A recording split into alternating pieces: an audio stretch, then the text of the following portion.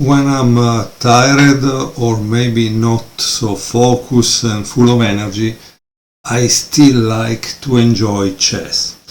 And in this case, I found this little book with 101 brilliant chess miniatures that I like to share with you because this is the great thing of having used books. You just pay $3 for each, maybe 5, even 10 for big ones, but it's never $30 like for a new one. And you can have all the wisdom that Grandmaster has put into it.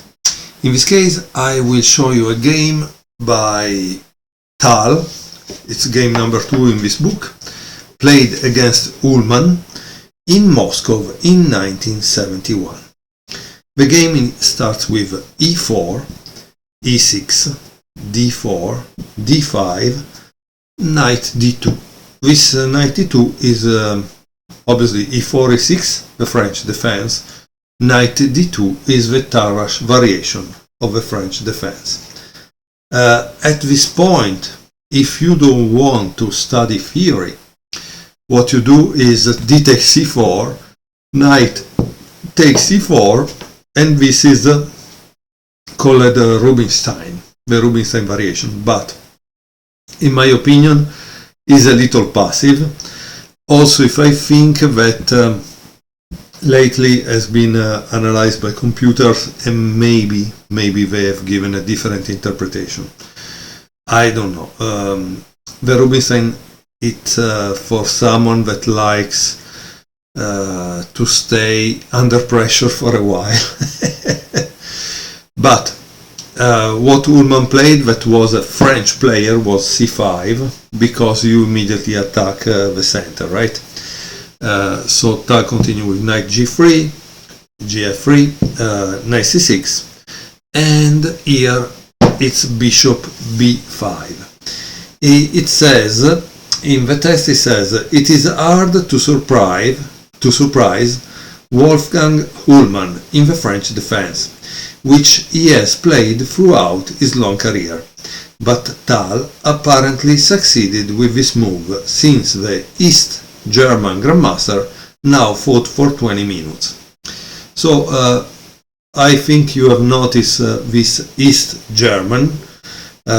In that time, we are speaking of 1971, there was the division between the Soviet bloc and the Western NATO or NATO bloc. Let's say the communist side was East Germany, and so maybe that's why Ullmann was a chess player, because probably also in Eastern Germany chess players were considered a little better. Keep in mind, this book is from around 1999, so maybe the analyses are not 100% correct, okay? But think about this. We are in 1971 and Tal has just played move 5, and this guy that is a grandmaster that has played the French all his life thinks 20 minutes. This doesn't make any sense to me, right? And then it says here, in fact the move had been played before, but only very infrequently. Okay, Ullmann continued with d takes e4, but the author of the book says that today, or in these days, meaning the year 2000, a6 was the move played more and considered equalizing. D takes e4 I don't think is correct, for a simple reason, because like for the Rubinstein, you are taking away the tension, you know, with in this position there is a tension, they are fighting each other, they are keeping tension. Like this, you are just taking it away, and obviously white has a better development, 1, 2, 3 pieces out against 1, right? So that's what it's all about. Now, after knight e4, take e4, bishop d7. And here, what would you play if you were Tal? Try to think what you would play if you were Tal. Obviously, I use the video and the game I presented to make you do some exercise, right? Tal played bishop g5, and I think Nunn is the author of this book, says, as usual, Tal plays for rapid piece development. Black obviously continues with queen a5 check, and is attacking this bishop that is unprotected. So obviously white has to return back, right? And after he returns back, there is c takes d4, and this is pin, right? So how do you solve that kind of problem? It seems, again, c takes d4 takes away the tension. It seems that a few years later, in 1976, Ullman played this move instead, which means he analyzed the line and considered this move c takes d4 not really good. Let's see what happens after, okay? So after 8, knight c takes d4, we find that white plays knight takes d4, yes. And here there was an interesting line, if I may show you, that would start with bishop takes c6. And maybe this is something you could be interested as white, because after b takes c6, queen takes d4, bishop takes f3, because you understand this is here, right? There is g takes f3, but after queen takes g5, there is queen a4, b5, knight takes b5, queen e5, king f1, but as you can see, black needs to move too, right, with king e7. Here it says that this line seems insufficient for white, and black could also have played something more safe. Clearly is not the best, yet if you notice, black has a kind of development problem, it's kind of behind. But of course, he has a material advantage. Okay, let's return back. Okay, so more or less the position was this. White plays knight takes d4, and here black continue with bishop b4. This is considered dubious by John Nunn. He says black plays for the win of a pawn, but the resulting dark square weaknesses give white ample compensation.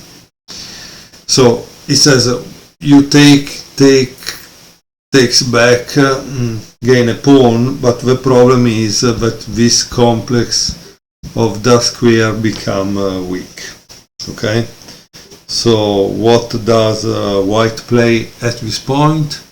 What do you think white will play? White plays castle. And after bishop takes e3, b takes e3, and queen takes e3, it's a mistake. By the way, we are at move 11. Notice that this game lasted 19 moves, which means 8 more moves and the game is over. Okay. So how does he continue? After that, with move 12, if I can find it. Yes, I found move 12. Now it's your turn, guys. You must pause the video and find what white will play. Keep in mind that this is a typical middle game theme.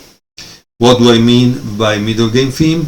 Well, as you can see, white has already castle, black is behind in development, and he has the king in the center. I have seen many beautiful games in which Kasparov punished that no matter what.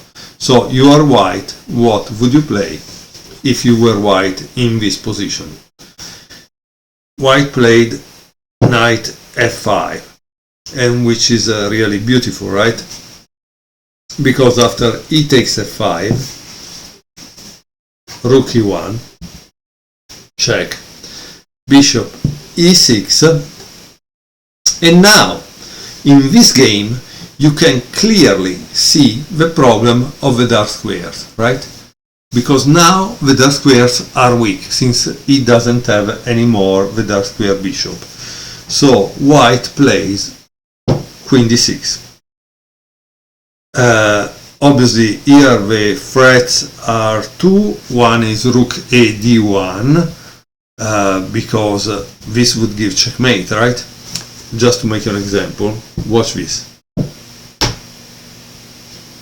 You cannot take with this because it's pin, you can only take with this, but then, oops, sorry, this is checkmate.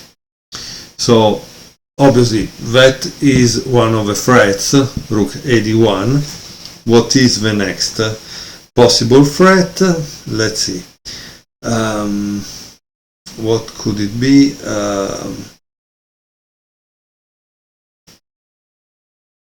Okay, so here there is another idea that is really great. As you can see, he has a knight that controls e7, and on that you cannot do much.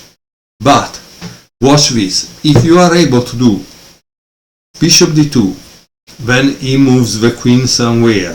Okay, I don't know where he wants to put it, here. And this, wow, also this starts to become a big problem, right?